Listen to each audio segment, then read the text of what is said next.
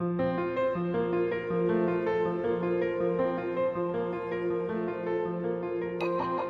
is Inner Healing Paths podcast. Here we discuss the healing of the mind, body, soul, and spirit through a variety of different paths. We have emotional and spiritually minded conversations centering on ancestral healing, psychology, astrology, yoga, meditation, magic, and indigenous spiritual practices of the world. I am your host, Rosa Shetty, and I am so happy you are here. Welcome.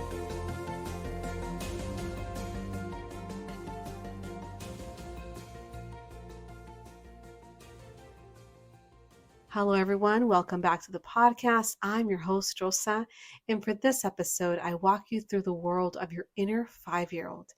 I share on why it's important to connect with this specific age, to go back in time and to discover what is it about what happened when you were 5 years old that is affecting you now. I help you identify some of the problematic ways in which your inner 5-year-old is showing up for you.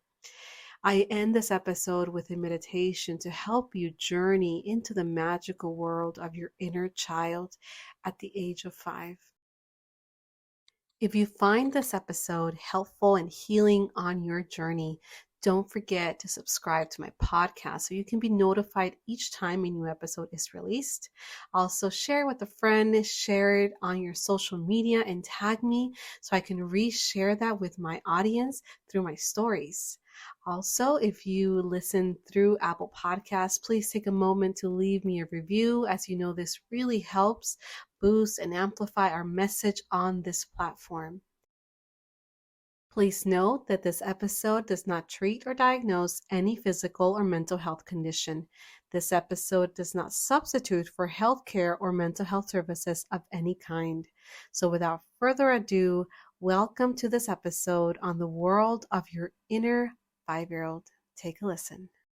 So welcome to this conversation on healing your inner 5-year-old. And the reason we are talking today about a 5-year-old and the importance of healing our inner 5-year-old is because this is a critical time.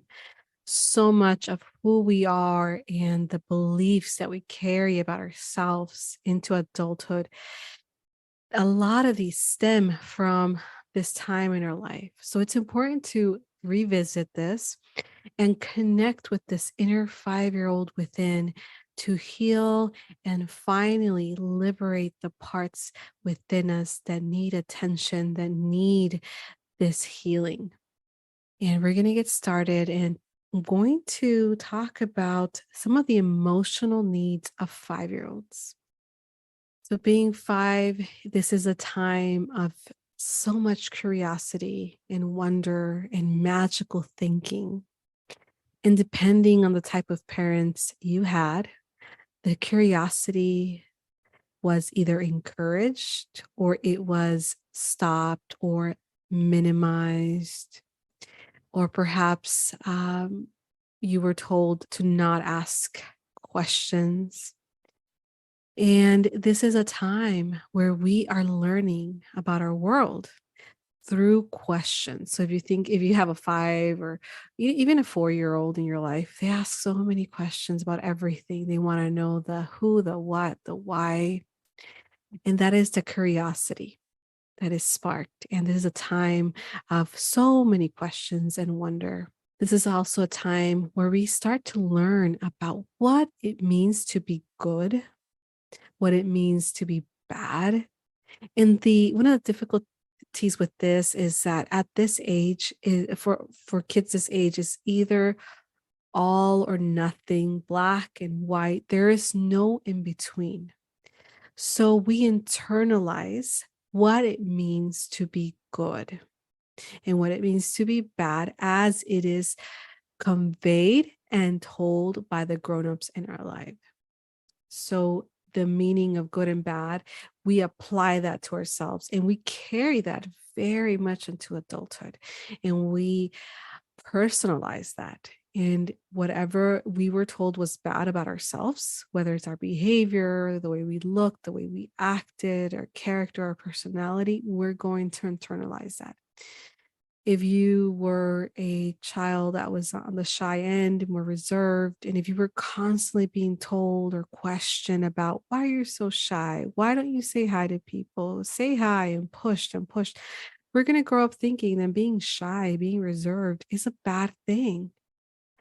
Or if we were the opposite, if we were very, very outgoing and talkative and asked questions and perhaps very energetic, and we were told that was bad because we were causing difficulties and bringing attention to ourselves or wanting to be the center of attention or wanting to get attention, then we're going to internalize that and carry it into our adult years. So the sense of self worth or lack of begins to be internalized at this point, and it is, for the most part, in response to the grown-ups in our lives. Okay, so our parents, caregivers, whoever was with us, whoever raised us at this point, their perception of us and what they convey about us at this age is what becomes our identity and what we carry as our sense of self worth. The core beliefs of I'm not good enough, I am not smart, or I am smart and I am worthy, I am enough. All of these core beliefs begin to form at this age. And once again, this is what we carry for the most part into our adult years. Another critical component of this time is that we start to figure out how to relate to others. So we start to figure out how to talk to people, how to say things in a certain way to get what we want. Remember, at this time, we're very verbal. We know we have enough vocabulary to express our needs. And we start getting really, really smart as to how to say certain things to get a certain reaction or to get a certain response. So we learn how to socialize with our peers, how to socialize with the family. So if you think of family dynamics, this is when we internalize how we respond to mom when she is in such and such mood. How do we talk to dad when he's just coming back from work? And these become patterns, and depending on their behavior, depending on their response to us as children, is what we carry on and what we learn and take on to other ages or stages of our life. So words, and especially encouraging words or the opposite, become very, very much ingrained in the identity that we carry as ourselves and how we perceive ourselves, and it's really in our relationship to the world. So we begin to hold as truth everything that we hear about ourselves, whether it's coming from our parents, our caregivers, our relatives, our teachers, our peers, but for the most part, it is going to be ingrained, especially from those that are closest to us. So, like our parents, our siblings, our grandparents, even our teachers. This is a time when we start kindergarten, our first introduction to authority figures in this capacity. So what they believe of us and what they convey through words and actions become our truth and become these core, deep, ingrained beliefs that we carry on sometimes, like I said before, for the rest of our lives, unless we make a deliberate effort to really reconsider and heal from these wounds. So, as you hear me talk and describe some of these emotional needs and some of the emotional components of being a 5 year old, I want to encourage you to think about how it was for you. And when you reflect back on your 5 year old past, some of you may be able to remember it and some of you may not. I know for myself, when I think back to being 5 years old, I think about being, of course, in kindergarten. That's one of the biggest events in my life at that time. I remember my teacher. I remember my role as a schoolmate, as a peer to other kids. I remember how it felt to be 5 in a classroom. I don't have a whole lot of memories of what it was to be 5 with my parents. I know they were going through a lot of movement and a lot of change in their lives and a lot of turmoil. So I don't have a lot of memories from home life, but I do remember a lot about my kindergarten experience. So I want to encourage you to reflect back on what you remember from being 5. And there is no right or wrong. If you don't remember a whole lot, that's completely okay. If you only remember because there's pictures, and that's wonderful. Look at those pictures. Think back to those images. What do they say about your upbringing at that point? What do they say about your caregivers? If you have pictures of yourself with your parents and your caregivers or your siblings at that age, notice if they were looking at you, notice their body language. If they're looking at you, how would you describe the way they hold you, they look at you? How would you describe your outfit, how they dressed you? Because remember at 5, most of us are not, maybe we tell them what to wear, but we don't get to pick or shop for our clothes, right? We wear what we have. So look at your outfit, look what you're wearing. How was your hair? So these are little things that can give you clues about how it was to be 5 for you.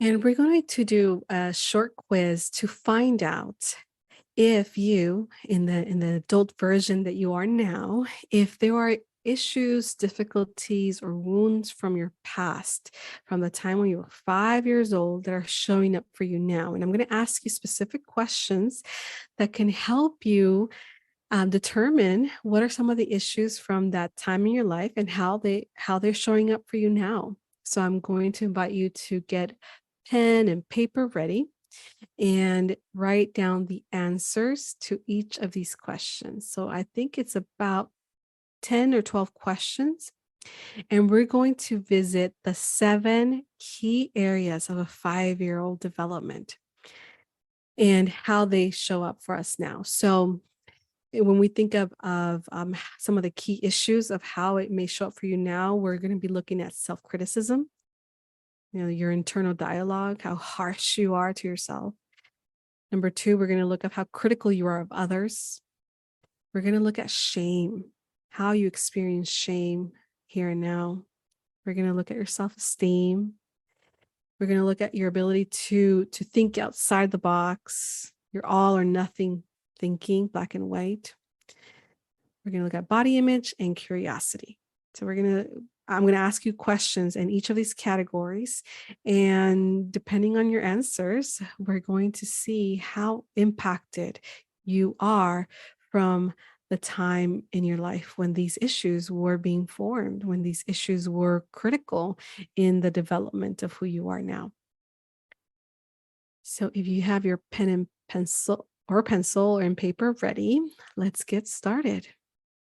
For each question, you're going to answer 1 for never, 2 rarely, 3 sometimes, 4 often, 5 always. And I'm going to put it here on the screen for those of you that are watching this, and you can look back at the answer options. So again, the options for each question going to be never, rarely, sometimes, often, and always. 1 is never, 5 is always. So question number 1, I focus on things about myself that I do not like. Again, 1 for always, 5 for never.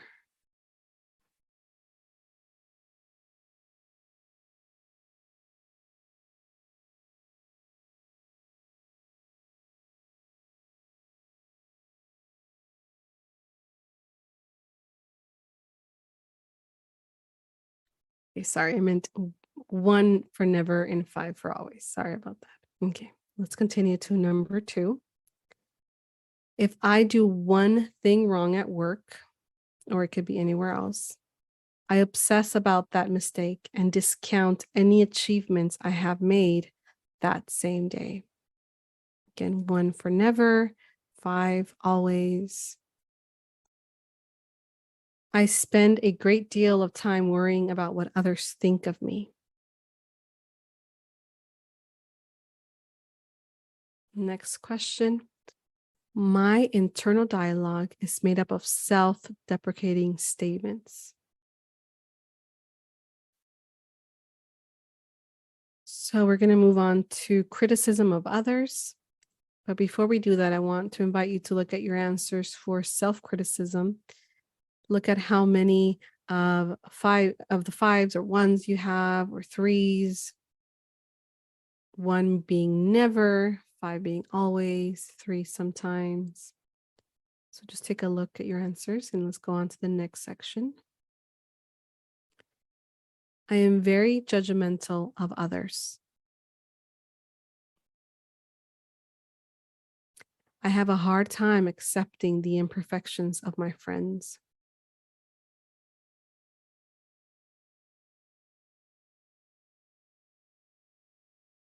If I'm at a party or a social event, I feel more secure when I think I look better than most people in the room. Once again, just take a look at that section. If you have more nevers or always, sometimes, just take a look. And let's go on to the next section, which is in the area of shame. If something goes wrong, I assume I am responsible. Never, rarely, sometimes, often, or always.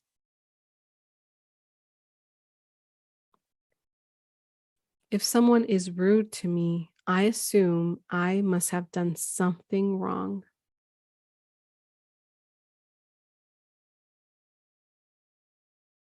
I feel angry and embarrassed if I offer my help to someone and my help is rejected or refused. I don't feel comfortable saying positive things about myself. Again, never, rarely, sometimes, often, or always. The next category is all or nothing or black and white thinking. If I make a mistake while participating in a new activity, I never engage in that activity again. Never, rarely, sometimes, often, or always.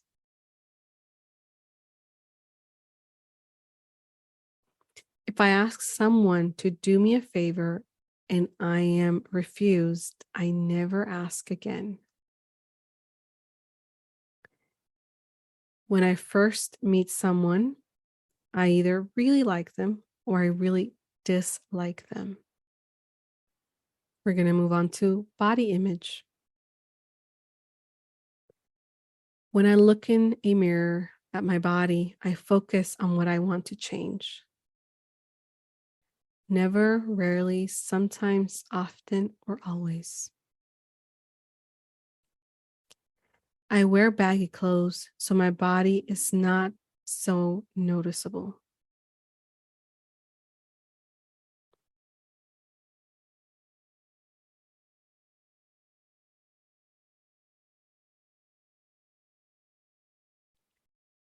Okay, we're going to move on to the area of curiosity. I'm afraid to ask about something I don't understand because I'm scared of others I'm afraid that others will think I am dumb. I dislike it when others ask irrelevant questions. I refrain from asking others questions that are too personal. So that is the end of the quiz. Just take a look and notice if you have more nevers or always.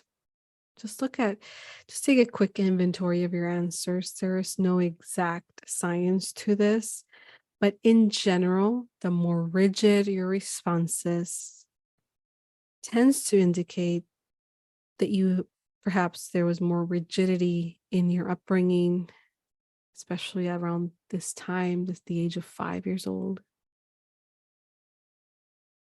The more judgment that you have about yourself or others tends to indicate a more severe or more judgment that you experienced as a child at the age of 5. And for curiosity, the less curious your answers indicated, perhaps this was an area in life that was not welcomed growing up or being 5-year-old in your home. So I'm going to invite you to take a few minutes to journal what it was to answer these questions, to reflect back on your answers, and to answer the following prompt. What does this tell you about your inner 5-year-old? How do you carry these unresolved difficulties into your adulthood? How does this feel to come to this realization? What are the emotions coming up for you in this moment? After spending a few minutes writing the answer to those questions, I want you to, in a new page, ask the following question. What are the resources that I hold in my life now that stem from my 5-year-old self? We all have both. We all have resources and wounds from various time in our lives.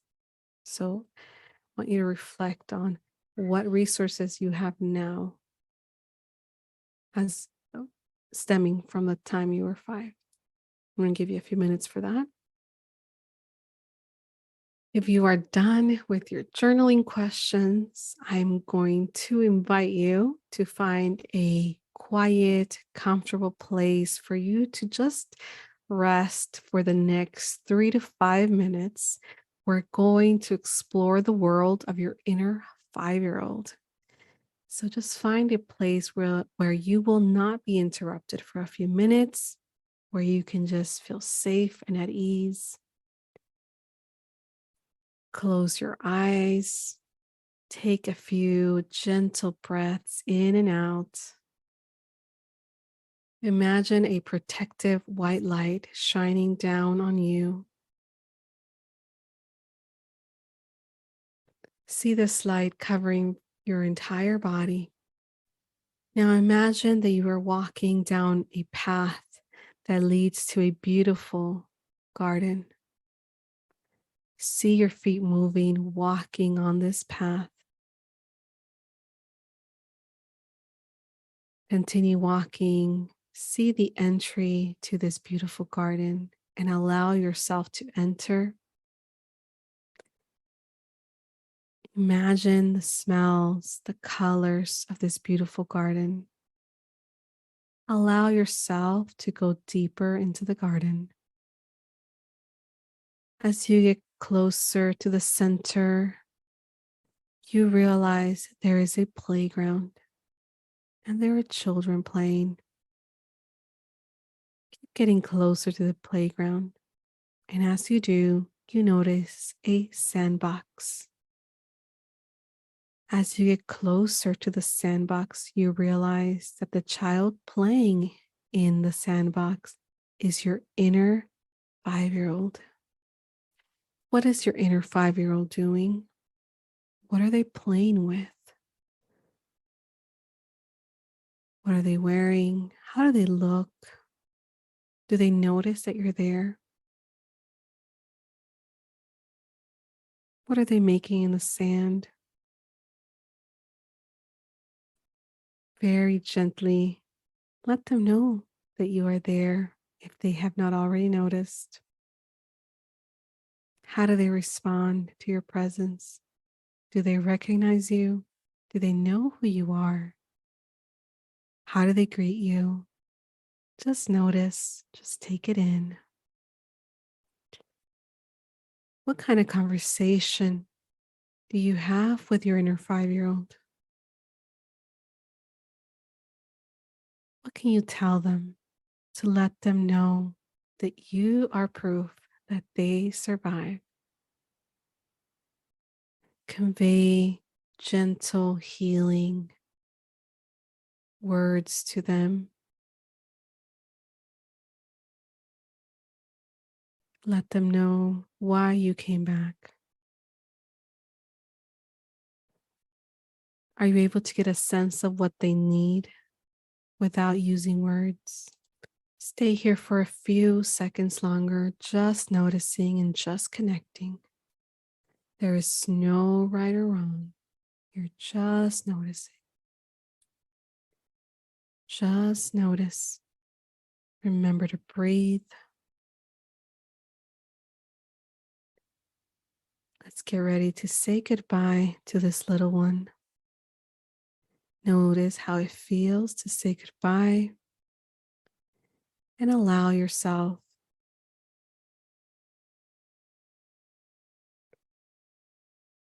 to gently start your walk back to where you started, waving goodbye.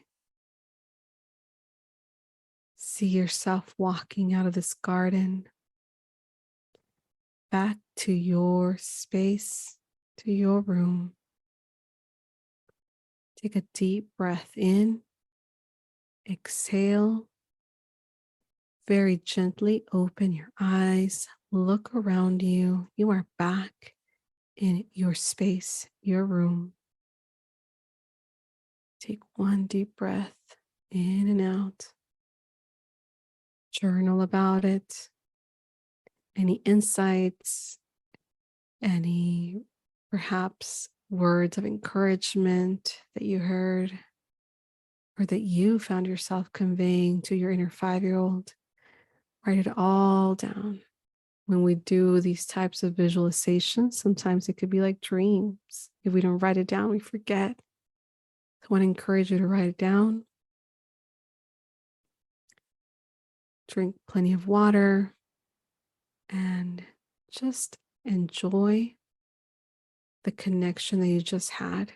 If you had a lot of emotion coming through, welcome it. All emotion is welcome. There is no right or wrong emotion.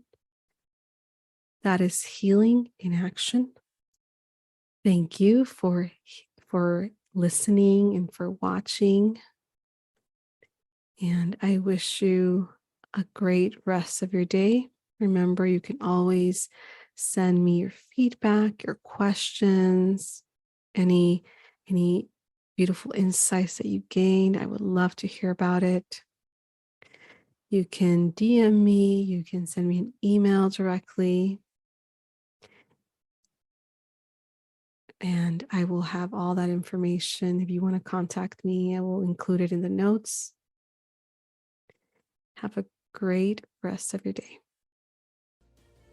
I hope you enjoyed this episode. I hope that you found it healing and nourishing to your mind and soul. If there's a friend that you think would benefit from listening to this information, please share it. Share about our podcast. If you feel called to, please leave us a review, as this really, really helps boost our presence here in Apple Podcasts, and it makes it easier for others to find us. To stay up to date on new episode releases and special events and projects that I'm working on, you can follow us on Instagram at Inner Healing Paths Podcast. And you can subscribe to my newsletter by going to my website, which is Rosa Shetty, LCSW.com. And I will include this information and links in the show notes. Once again, thank you so much for listening, and I look forward to sharing with you again next time.